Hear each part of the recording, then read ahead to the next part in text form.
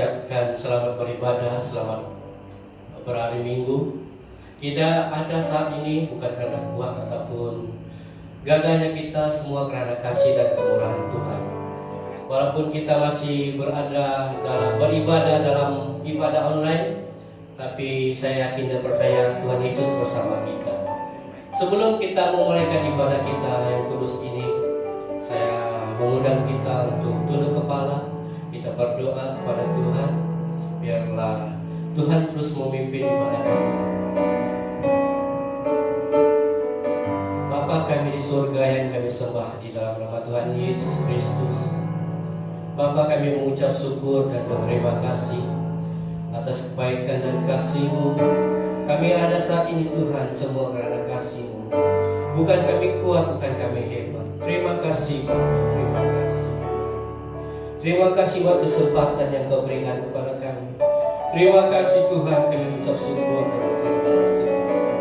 Bapa, sebentar kami akan memulaikan ibadah kami. Kami serahkan ke dalam tangan-Mu dari permulaan pertengahan hingga selesai ibadah kami ya Tuhan. Biarlah Engkau campur tangan semuanya Bapa. Kami rindu harapan memenuhi kami ya Tuhan. Terima kasih Bapa, terima kasih Yesus. Berkati kami semua ya Bapa.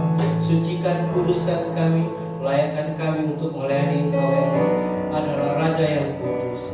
Terima kasih Bapa, terima kasih. Sekiranya ada kuasa-kuasa kegelapan yang tidak senang melihat kami untuk beribadah kepada-Mu, kami mau tengking, kami mengusir bahwa di dalam nama Tuhan Yesus Kristus, biarlah Roh Kudus-Mu, suasana surga mengalir di dalam ibadah kami. Terima kasih Bapa di surga, terima kasih Yesus.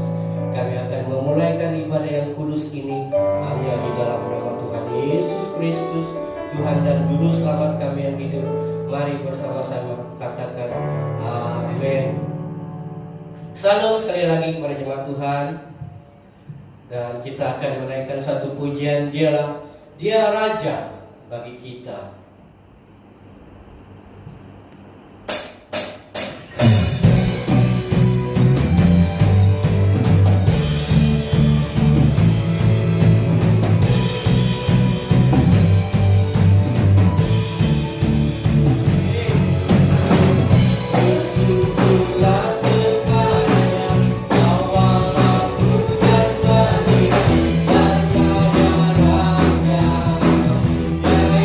Yang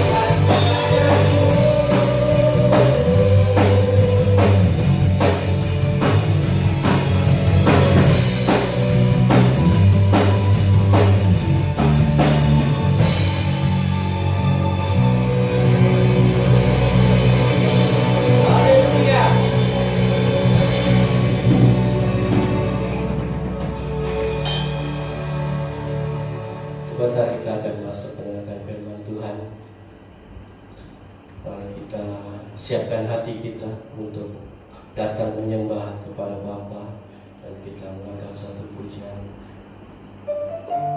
kasih yang terindah.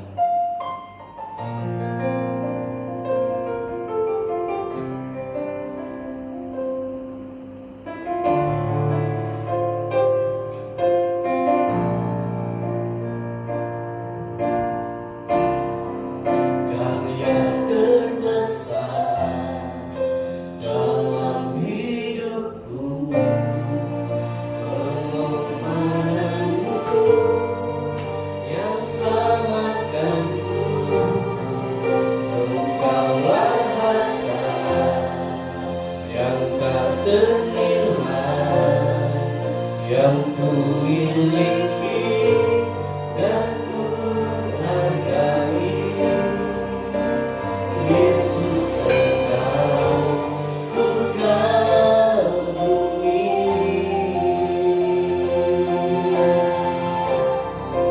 Karya terbesar dalam hidupku, pengorbananmu yang selamatkanku.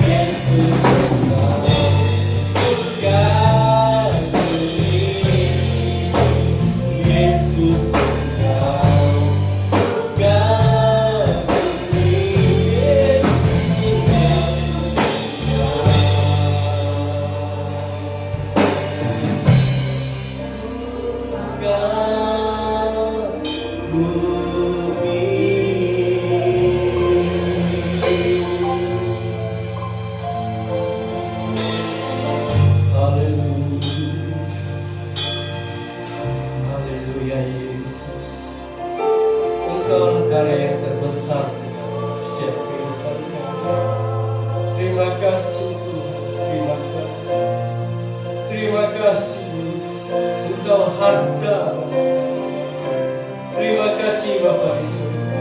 Terima kasih. Terima kasih buat hadiratmu. Terima kasih buat lawatanmu. Sebentar ya Bapak, kami akan duduk diam mendengarkan firman-Mu. Berkati hamba-Mu yang Engkau percayakan untuk menyampaikan firman-Mu. Kau bukakan lagi rahasia-rahasia firman bagi hamba-Mu. Kau pakai hamba-Mu lebih luar biasa lagi Bapak. Terima kasih Bapak di surga. Terima kasih Yesus. Kami siap untuk mendengarkan firman-Mu. Hanya di dalam nama Tuhan Yesus kami sudah berdoa. Haleluya. Amin.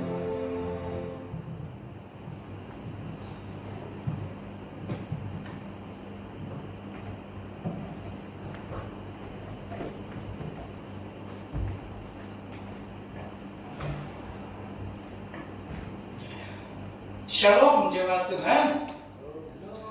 Saya percaya walaupun saya tidak bertatap wajah dengan jemaat Tuhan yang ada di Roma, namun saya percaya bahwa pemeliharaan Tuhan itu nyata bagi kita semua. Amin. Haleluya.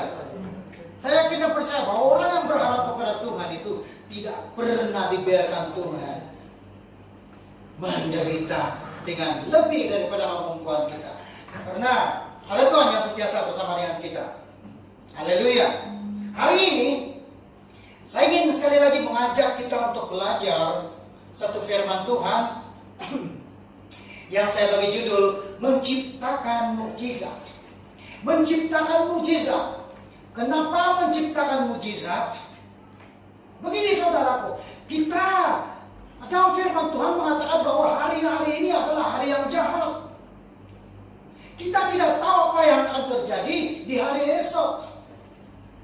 Kita tidak akan tahu kita tidak dapat meramal apa yang akan terjadi beberapa hari ke depan, beberapa minggu ke depan. Tidak ada. Peramal yang hebat sekalipun tidak akan mampu melakukan hal yang seperti itu. Kalau ada, itu pasti ada bantuan daripada kuasa-kuasa lain, kuasa-kuasa daripada iblis lah, begitulah. Orang-orang ngomong yang mampu meramal itu bukan karena kemampuan dia, tapi karena iblis yang mempermain-mainkan, begitulah, lebih kurang. Oke? Jadi karena kita tidak tahu apa yang terjadi hari esok, apa yang kita perlu adalah kita memerlukan mukjizat daripada Tuhan setiap hari, setiap waktu. Malah apabila kita bangun di pagi hari, itu adalah mukjizat yang kita alami. Amin saudaraku. Karena kita tidak pernah tahu bahwa besok kita masih boleh bangun atau tidak. Tapi karena mukjizat Allah yang kita alami, makanya kita masih menikmati mukjizat Tuhan. Hari ini saya ingin mengajak kita semua untuk belajar daripada Yairus, seorang kepala rumah ibadat, bagaimana dia mengalami mukjizat dalam hidupnya. Mari kita bersama-sama belajar daripada cerita Yairus, bagaimana kita dapat menciptakan mukjizat itu. Bukan kita yang melakukan mukjizat, tapi kita harus bekerja sama dengan Tuhan supaya Tuhan boleh melakukan sesuatu dalam hidup kita, boleh melakukan mukjizat. Mari sama-sama kita buka dalam Markus dari pasal yang kelima, ayat yang ke-21 sampai ayat yang selesai nanti, ayat yang ke-21. Sesudah Yesus menyeberang lagi dengan perahu, orang banyak berbondong-bondong. Berbondong-bondong itu menggambarkan bahwa jumlah yang mengikuti Tuhan Yesus pada waktu itu ramai sekali, sehingga menggunakan simpulan bahasa berbondong-bondong. Datang lalu mengerumuni dia, sedang ia berada di tepi danau. Ayat yang ke-22, datanglah seorang kepala rumah ibadat yang bernama Yairus. Ketika ia melihat Yesus, tersungkurlah ia di depan kakinya dan memohon dengan sungguh-sungguh kepada Tuhan Yesus dan berkata seperti ini, anak perempuanku sedang sakit. Kenapa dia mendatangi Tuhan Yesus pada waktu itu? Karena anaknya sedang sakit dan hampir mati, dikatakan, datanglah kiranya dan letakkanlah tanganmu ke atasnya supaya ia selamat dan tetap hidup. Jadi tujuan kenapa Yairus berada di situ pada waktu itu adalah berharap Tuhan Yesus mengikuti dia ke rumahnya dan menumpang tangan kepada anaknya yang sakit dan disembuhkan. Lalu ayat yang ke-24, lalu pergilah Yesus dengan orang itu. Orang banyak berbondong-bondong mengikuti dia dan berdesak-desakan di dekatnya. Kita lompat firman Tuhan ini, ayat ini kita terus masih dalam pasal yang sama, tapi ayat yang ke-35 sampai seterusnya. Ketika Yesus masih berbicara, datanglah orang dari keluarga kepala rumah ibadat itu dan berkata, anakmu sudah mati. Ternyata ketika Tuhan Yesus masih berbicara kepada ayat yang kita skip itu bercerita tentang seorang perempuan pendarahan yang beriman bahwa ketika saya mencapai jubah Tuhan Yesus saya akan disembuhkan. Dan disingkatkan cerita, wanita itu disembuhkan. Lalu ketika dia masih berbicara dengan situasi yang begitu ramai orang dan dengan perempuan yang pendarahan itu, tiba-tiba datang orang daripada rumah kepala rumah ibadat itu dan berkata seperti ini, anakmu sudah mati. Ternyata dalam waktu yang singkat itu datanglah orang daripada rumah ibadat, wakil daripada rumah ibadat untuk memberitahu kepada Yairus bahwa anaknya sudah mati. Apa perlunya lagi engkau menyusahkan guru? Maksudnya adalah tidak perlu lagi lah meminta Tuhan Yesus untuk datang sebab sudah terlambat. Segala-galanya sudah terlambat, sudah kau datang, gitu kan lagu. Jadi tidak perlu lagi menyusahkan Tuhan Yesus. Ayat yang ke-36, tetapi Yesus tidak menghiraukan perkataan mereka. Yesus pun ada di situ pada waktu itu dan dia mendengar juga perkataan daripada orang yang datang daripada rumah kepala ibadat itu. Tetapi firman Tuhan mencatat begini, tetapi Yesus tidak menghiraukan perkataan mereka dan malah dia berkata seperti ini kepada kepala rumah ibadat itu, jangan takut, percaya saja.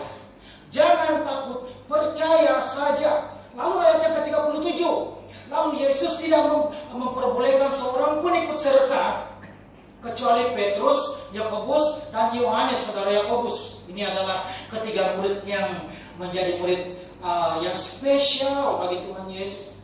38, mereka tiba di rumah kepala ibadat itu dan di sana dilihatnya orang-orang di situ sudah ribut, menangis, meratap dengan suara yang nyaring. Sesudah ia masuk, ia berkata kepada orang-orang itu, mengapa kamu ribut dan menangis?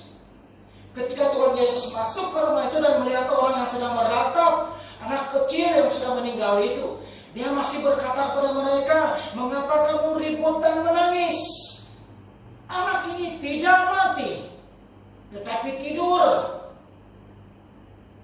Lalu apa respon orang-orang yang ada di situ pada waktu itu? Karena mereka tahu persis bahwa anak itu bukan tidur, tetapi sudah mati. Innalillahi, sudah mati.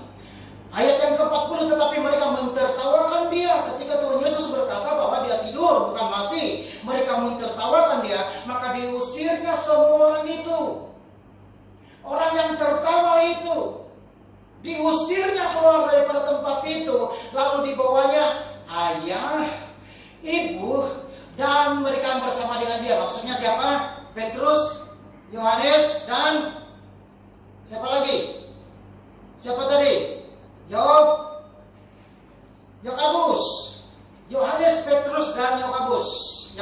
Oke. Dan waktu mereka masuk bersama-sama, dia di dalam kamar anak itu. Lalu ayat yang ke-21, lalu dipegangnya tangan anak itu, katanya, Talitakum, yang berarti, hai anak, aku berkata kepadamu, bangunlah. Seketika itu juga anak itu bangkit, berdiri, dan dia berjalan. Sebab umurnya sudah 12 tahun. Semua orang yang hadir sangat takjub. dengan sangat ia berpesan kepada mereka supaya jangan seorang pun mengetahui hal itu, lalu ia menyuruh mereka memberi anak itu makan. Saudaraku, kisah Yairus, seorang ketua rumah ibadah, mengalami satu peristiwa dalam hidupnya ketika anaknya yang perempuan berumur 12 tahun sakit. Lalu dia berharap kepada Tuhan Yesus untuk dapat menyembuhkan anaknya. Kita melihat apa yang menyebabkan ataupun mukjizat anak Yairus dibangkitkan karena apa? Apa faktor kenapa terjadi satu mukjizat yang luar biasa pada waktu itu? Yairus menciptakan satu mukjizat pada waktu itu. Mari kita belajar daripada Yairus hari ini. Yang pertama yang dapat kita lihat adalah karena iman Yairus itu sendiri. Dia benar-benar beriman, dia benar-benar percaya bahwa akan ada solusi untuk masalahnya ketika dia datang kepada Tuhan Yesus. Buktinya adalah firman Tuhan mencatat bahwa pada waktu itu orang berbondong-bondong, begitu ramai sekali. Untuk beberapa orang, berpuluh-puluh orang itu tidak sesuai digunakan kata berbondong-bondong. Itu untuk satu jumlah yang begitu ramai sekali.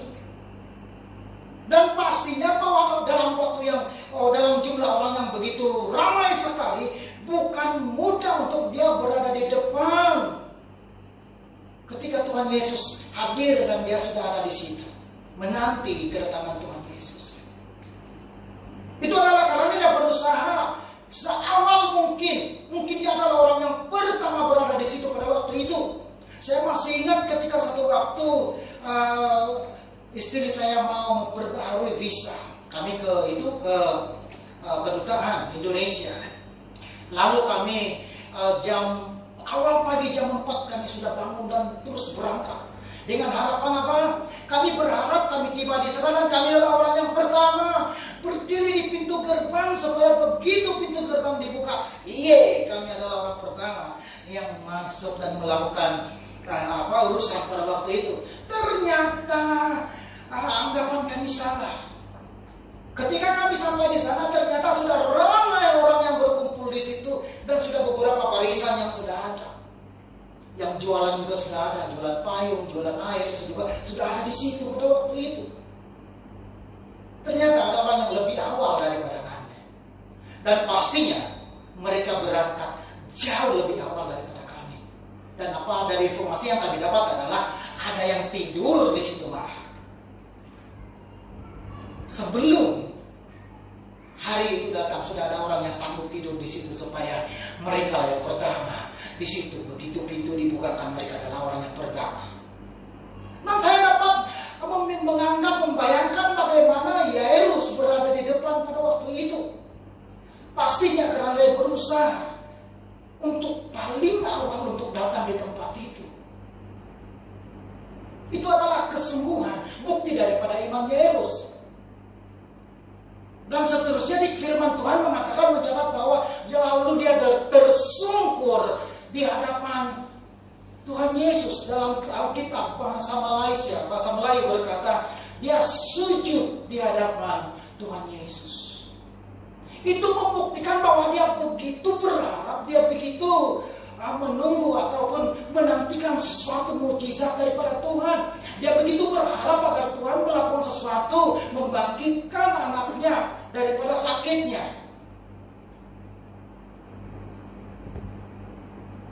Hal yang pertama kenapa Yairus dapat mengalami mukjizat pada waktu itu, dia menciptakan mukjizat pada hari itu adalah karena dia benar-benar beriman kepada Tuhan. Dia sungguh-sungguh percaya bahwa Tuhan mampu melakukan perkara yang heran pada waktu itu. Pastinya waktu itu ada tabib-tabib yang hebat. Pastinya pada waktu itu ada alternatif pengobatan yang ada. Tetapi dia memilih untuk berharap, beriman kepada Tuhan Yesus. Saudaraku, sebesar apapun masalah yang kita alami, ketika engkau benar-benar beriman kepada Tuhan. Jangan beriman, jangan mengandalkan perkara-perkara lain. Beriman kepada Tuhan. Amin.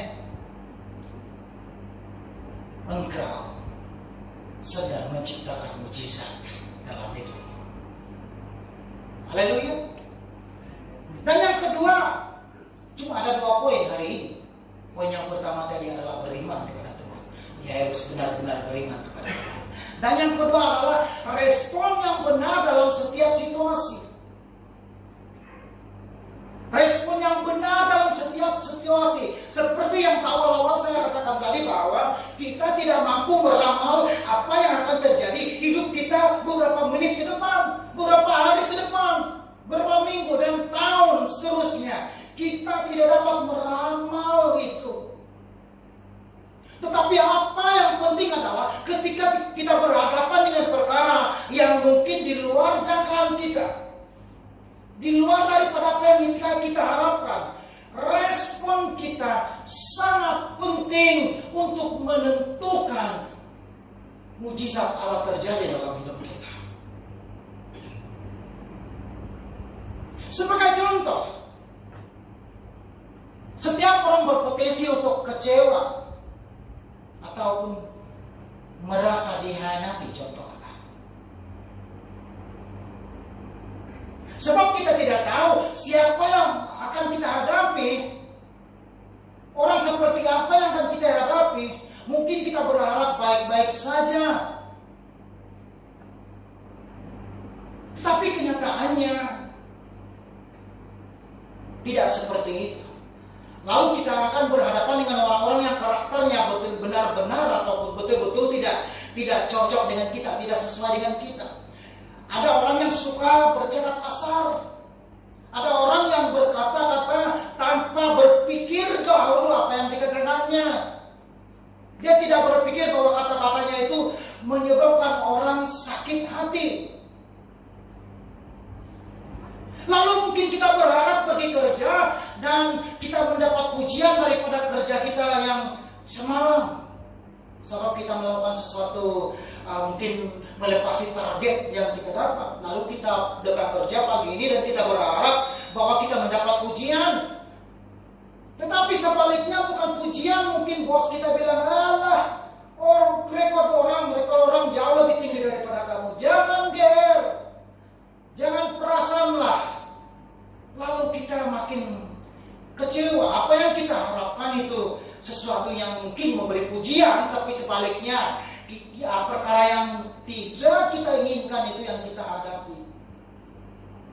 Lalu kita berpotensi untuk kecewa, betul? Kalau kita menanggapinya secara negatif, mungkin kita berpikir seperti ini, apa ini bos tidak pandai berterima kasih.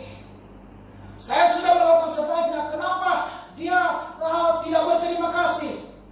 100 kebaikan yang saya buat tidak pernah diingat. 1 kesalahan yang saya buat diingat sampai mati. Waktu mau kasih bonus pun diingat-ingat itu kesalahan, walaupun kecil saja. Waktu mau naik gaji diingat-ingat itu kesalahan, dikorek-korek itu kesalahan, walaupun sedikit saja. Lalu kita mulai mengeluh, bersungut-sungut. Saudaraku, itu bukan respon yang benar. Apapun yang kita hadapi dalam hidup kita, kita harus bersiap untuk respon yang benar. Kecewa itu pilihan. Amin. Ketika kita berhadapan dengan perkara yang tidak seperti yang kita mau, kita bisa memilih, kita mampu, kita dapat, kita boleh memilih untuk mau kecewa ataupun tidak. Amin. Karena itu adalah pilihan. Respon yang benar itu adalah pilihan. Ketika engkau menghadapi banyak perkara dalam hidupmu, hati-hati. Respon seperti apa yang kita ambil. Karena itu sangat penting untuk menentukan mujizat Allah terjadi dalam hidup kita. Kita lihat Yairus, bagaimana dia meresponi keadaan pada waktu itu.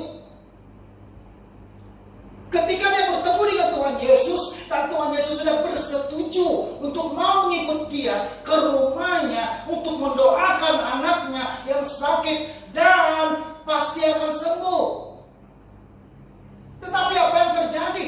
Beberapa ayat yang kita skip sebentar tadi bercerita bagaimana waktu dalam perjalanan ke rumah Yairus ada seorang perempuan pendarahan yang tiba-tiba muncul di situ dan menjamah jubah Tuhan Yesus dan mengalami kesembuhan. Pastinya sudah beberapa waktu yang terbuang di situ. Bagaimana perasaan Yairus pada waktu itu? Anaknya yang sedang sakit. Anaknya yang sedang menunggu kedatangannya bersama dengan Tuhan Yesus. Saya dapat membayangkan perasaan seorang bapa apabila anaknya sakit. Seorang bapa yang punya naluri bapa, ya, seorang bapa yang bertanggung jawab pasti tidak akan membiarkan anaknya dalam keadaan seperti itu. 1 detik, 1 menit pun sangat berarti bagi dia waktu itu. Tetapi ketika dalam perjalanan tiba-tiba ada orang yang mengganggu, sepertinya mengganggu perjalanan mereka. Tetapi respon Yairus pada waktu itu bagaimana? Dia tidak berkata, tapi kalau perempuan, tapi saya sudah booking Tuhan Yesus untuk ke rumah. Sorry ya. Dia tidak berkata seperti itu. Tetapi dia sabar menunggu. Dia mau melihat keadaan pada waktu itu. Apalagi pada waktu itu tiba-tiba datang orang daripada rumah Yairus dan berkata, sudah terlambat. Sudah mati anakmu. Tidak perlu lagi menyusahkan Tuhan Yesus, guru, untuk ke sana. Pada waktu itu mungkin dia berkata, kamu ini kalian yang menyebabkan melambat-lambatkan Tuhan Yesus. Dia boleh saja menyalahkan mereka, betul? Ada ramai orang seperti itu. Yang ketika seperti sesuatu yang dia harapkan tidak terjadi, dia mulai mencari orang-orang, menyalahkan orang-orang lain. Pasal kamu orang itu, kau punya hal itu. Kalau bukan kau, selalu begitu kan, kalau di Sabah begitu istilahnya. Selalu menyalahkan orang lain. Tetapi apa respon Yairus pada waktu itu? Dia tetap bersabar. Responnya yang kedua adalah ketika dia mendengar kabar bahwa anaknya sudah mati. Dan orang yang dari rumahnya berkata tidak perlu lagi bawa Tuhan Yesus. Lalu apa Tuhan Yesus katakan? Apa yang dia beritahu pada waktu itu? Lalu dalam ayat yang ke 35 tadi, Markus pasal 5 ayat ke-35. Ketika Yesus masih berbicara, datanglah orang dari keluarga kepala rumah ibadat itu dan berkata, anakmu sudah mati, apa perlu lagi engkau menyusahkan guru? Ayat yang ke-36. Tetapi Yesus tidak menghiraukan perkataan mereka dan berkata kepada kepala rumah ibadat itu, jangan takut, percaya saja. Ada 2 informasi yang dia dapat pada waktu itu. Yang pertama, anaknya sudah mati dan tidak perlu menyusahkan guru lagi. Tetapi yang kedua adalah jangan.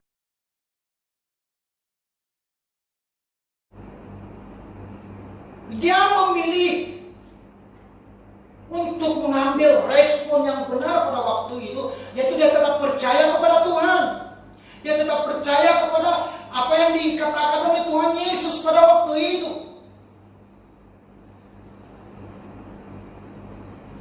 Secara logika, orang yang sudah mati sudah tidak boleh dibangkitkan lagi.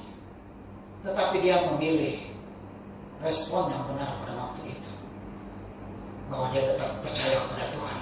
Amin. Di dalam hidup kita mungkin banyak perkara yang mengatakan bahwa sudah tidak mungkin. Tetapi ketika kita memilih respon yang benar, itu tetap percaya kepada Tuhan. Engkau sedang menciptakan mujizat dalam hidupmu. Amin, saudaraku.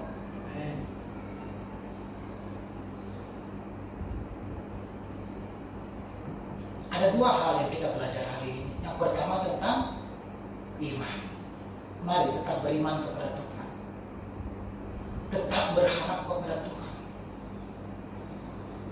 Apapun keadaan yang kau alami dalam hidupmu, tetap berharap, tetap percaya kepada Tuhan. Engkau sedang menciptakan mujizat dalam hidupmu. Dan yang kedua adalah tetap mengambil respon yang benar dalam setiap situasi. Setiap situasi yang susah diramal, tetapi engkau bersiap dengan respon yang benar. Dengar baik, engkau sedang menciptakan mujizat dalam hidupmu. Satu hal yang menghalangi terjadinya mujizat adalah ketika engkau tidak beriman kepada Tuhan Yesus. Dalam bab ke-6 dalam Markus, dalam ayat yang kelima dikatakan seperti ini. Ia tidak dapat mengadakan satu mujizat pun di sana. Ini berbicara tentang tempat daripada Tuhan Yesus, Nazaret, tempatnya sendiri.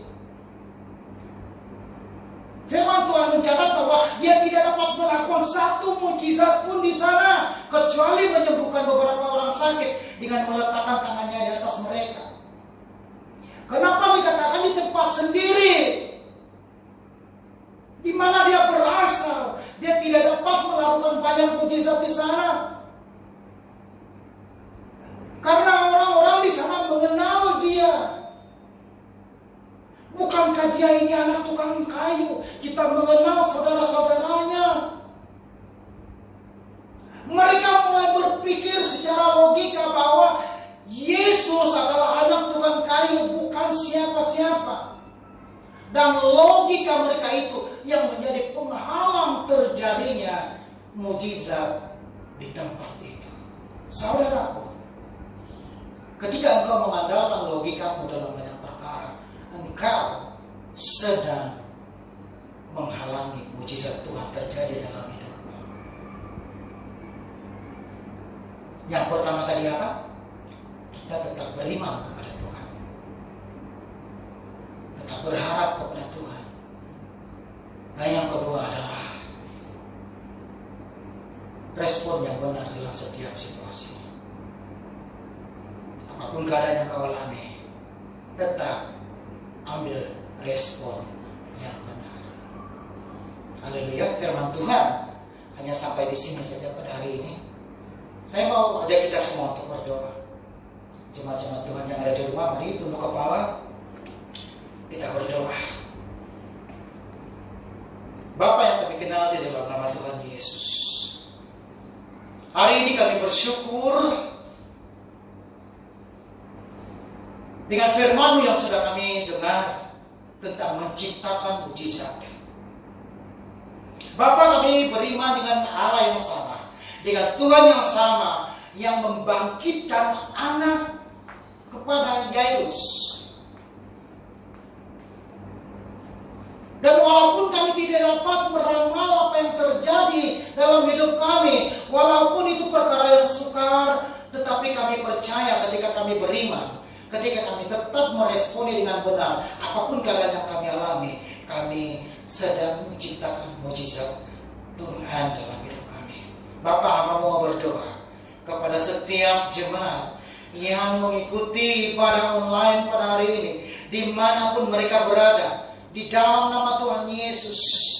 Roh Kudus yang memberikan kami kekuatan, hikmat, kebijaksanaan untuk tetap mempraktikkan iman dalam hidup kami. Dalam apapun keadaan kami tetap percaya bahwa Tuhan mampu melakukan perkara-perkara heran di dalam hidup kami. Dan seterusnya, ajar kami Tuhan agar kami dapat mengambil respon yang benar, respon yang tepat dalam setiap situasi yang kami alami. Terima kasih Bapa, terima kasih. Sekali lagi hamba mau berdoa, Roh Kudus kuatkan, teguhkan setiap jemaat anak-anak Tuhan yang mendengar firman-Mu pada hari ini. Terima kasih Bapa, kami bersyukur karena kami tahu mujizat Tuhan tetap dan masih ada sampai hari ini. hanya di dalam nama Tuhan Yesus. Mari kita semua yang percaya bahwa mujizat Allah terjadi dalam hidup kita, sama-sama katakan amin. Haleluya. Semoga kita semua diberkati dan Tuhan Yesus memberkati.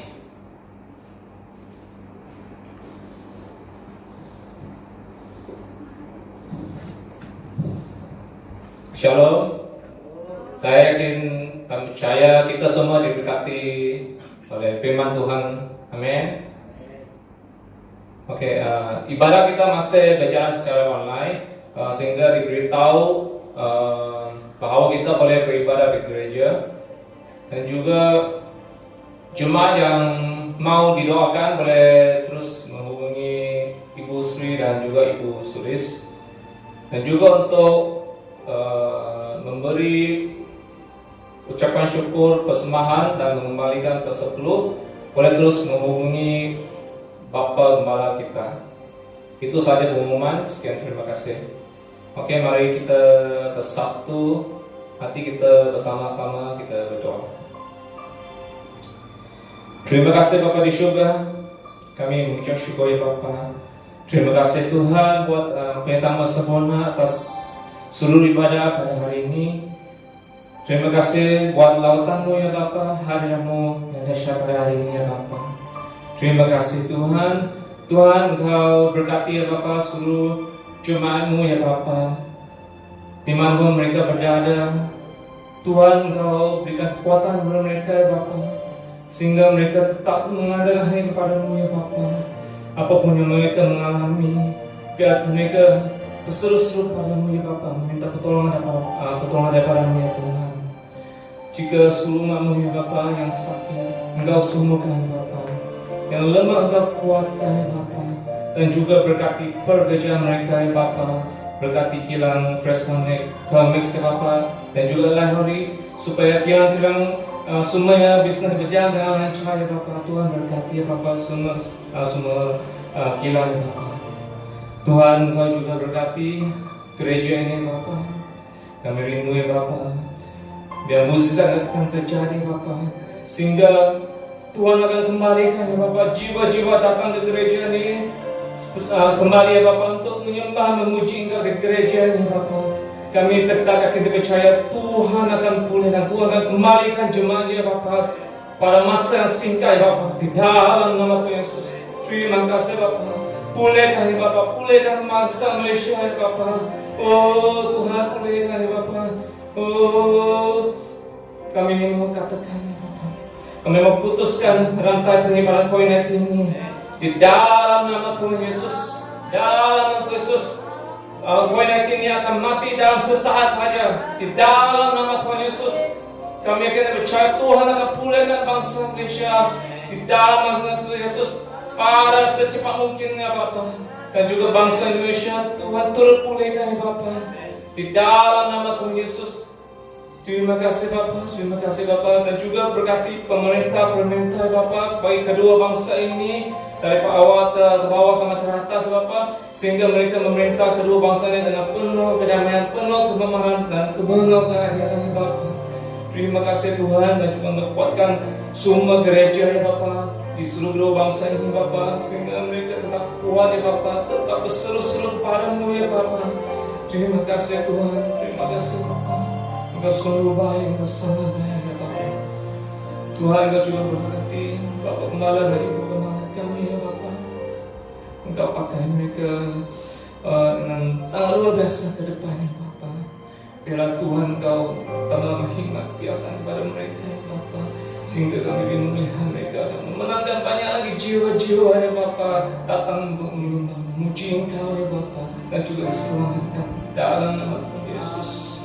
Oh Tuhan, apa yang menjadi keperluan mereka Engkau cukupkan ya Bapa. Maka minum secukupnya, kemudahan apapun Tuhan cukupkan ya Bapa. Kerana kami percaya Bapa kami adalah Bapa kaya, mampu akan melipatkan kembali pelipatan dan kecurahan Bapa Gembala Ibu Gembala kami Bapa. Thank you Jesus, thank you Lord. Kedua anak mereka juga Tuhan berkati. Engkau beri Tuhan baik yang sehat buat mereka ya Bapa, sehingga mereka bertemu dengan sehat, dengan kuat, dengan bijak di dalam nama Tuhan Yesus. Terima kasih Bapa. Ini adalah doa kami. Kami yakin dan percaya sesuai dengan firman-Mu ya Bapa. Waktu-Mu pasti akan digenapi Bapa. Dalam nama Tuhan Yesus. Terima kasih Tuhan untuk pujian-Mu. Di dalam nama Tuhan Yesus kami mengucap syukur dan berdoa. Haleluya. Tuhan Yesus berkati. Amin. Ibadah kita sudah selesai. Kita mau menerima berkat daripada hamba-Nya. Mari semua jemaat Tuhan, dimanapun kau berada, hari ini angkat kedua tanganmu tinggi-tinggi. Jemaat Tuhan, diberkatilah seisi rumahmu, diberkatilah apapun yang engkau usahakan, diberkatilah dimanapun engkau berada, diberkatilah komunitas, diberkatilah seluruh keluarga besarmu, diberkatilah ibu-ibu rumah tangga, bapak-bapak rumah tangga, anak-anak. Tetap andalkan Tuhan. Apapun yang engkau hadapi dalam hidupmu, tetap beriman kepada Tuhan, tetap mengambil respon yang benar, dan percayalah engkau sedang menciptakan mujizat terjadi dalam hidupmu.